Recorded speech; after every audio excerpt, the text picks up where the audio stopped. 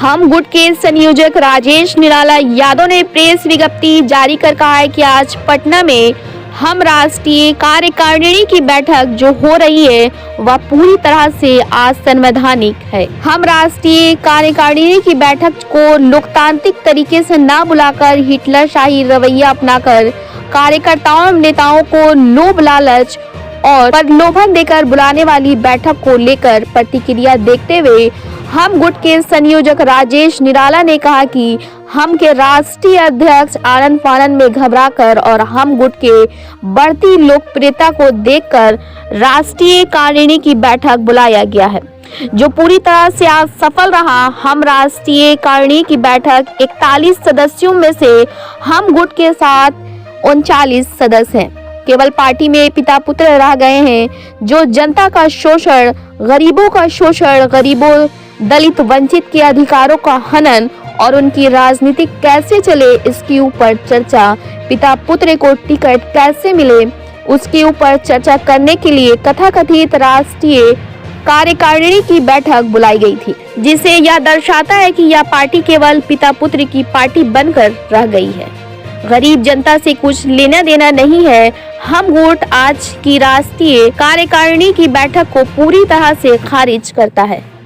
राजेश निराला यादव ने कहा कि जल्द ही दिल्ली जाकर हम गुट के शीर्ष नेता पार्टी के ऊपर अपना दावा भी पेश करेंगे और साथ ही साथ भाजपा नेताओं से भी संपर्क करेंगे, अपनी बातों को रखने का काम करेंगे।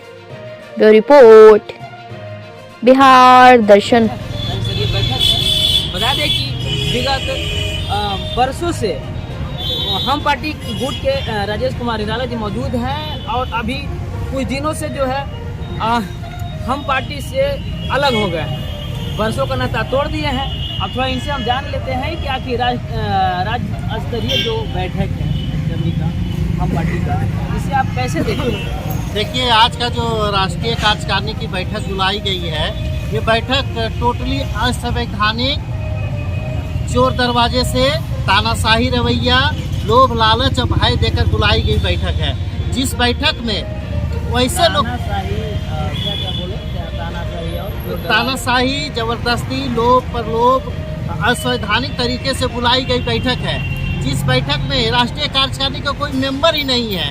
मैं बताना चाहता हूँ कि जो हम सेकुलर पार्टी है, उस पार्टी में केवल पिता पुत्र बचे हैं। 41 सदस्य टीम में 39 हमारे साथ है और वो जबरदस्ती की बैठक बुलाए हैं। और उस कार्यकारिणी में जो सदस्य देख लिया जाए, वो लिस्ट हमारे पास है। तो उस पार्टी में केवल पिता पुत्र बचे हैं और ये अपना दुकान चला रहे हैं कि किस तरह से इनकी राजनीति हो, आने वाले समय में हमको किस तरह से टिकट ले, किस तरह से हम गरीबों का शोषण करें। तो अगर मैं ये भी पूछना चाहता हूँ कि अगर इनमें थोड़ा सा अगर स्वाभिमान बचा है तो लालू जी एमएलसी बनाए थे तो उससे भी रिजाइन कर देना चाहिए। इनमें थोड़ा सा भी स्वाभिमान बचा है तो राष्ट्रीय अध्यक्ष से रिजाइन करना चाहिए और प्रॉपर वे में लोकतांत्रिक तरीके से राष्ट्रीय अध्यक्ष का चुनाव करना चाहिए, क्योंकि इनसे बहुत ही कर्मठ, सुजोग, निर्भीक लीडर वहाँ पे है, उपस्थित है।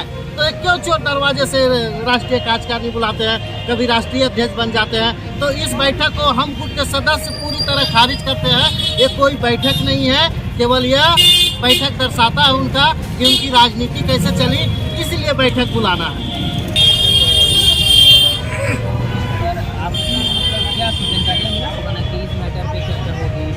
मुझे ये जन कार्यकर्ता को मूर्ख बनाने की कोशिश करेंगे, क्योंकि इनको तो टिकट मिल रहा है नहीं।